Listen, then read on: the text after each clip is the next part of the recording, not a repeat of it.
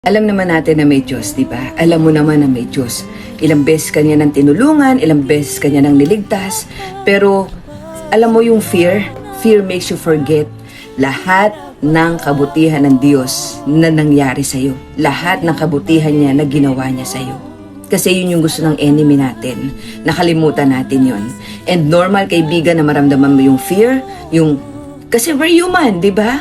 Natatakot ka sa ano yung pwedeng mangyari. Natatakot ka sa bukas mo, sa sitwasyon na hindi mo kontrolado.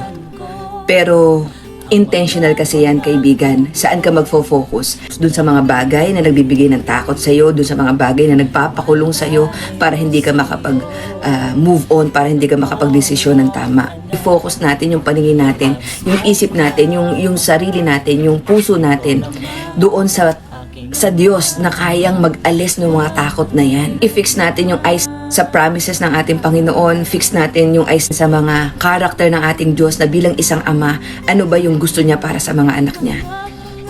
Kung ang ama na masama, pag nanghingi sa kanya ng tinapay ang anak niya, hindi niya binibigyan ng ahas para ipakain. Ibibigay niya ay tinapay.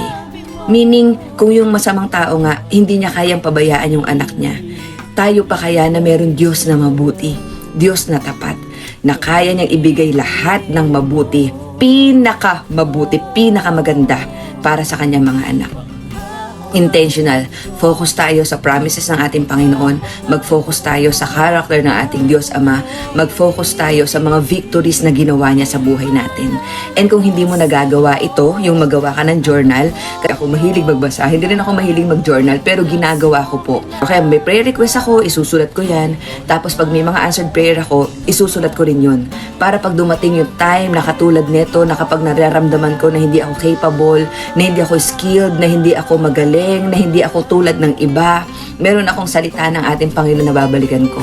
Kung ginawa na ng Diyos sa buhay mo dati na pagtagumpayan ka, na solusyonan lahat ng problema mo, kayang-kayang gawin uli ng Panginoon yan ngayon na mas higit pa. Mas higit pa. Kaya track record ng ating Panginoon, isulat mo yun, balik-balikan mo yun. I am Blessed Victoria. I am forever blessed, and so are you.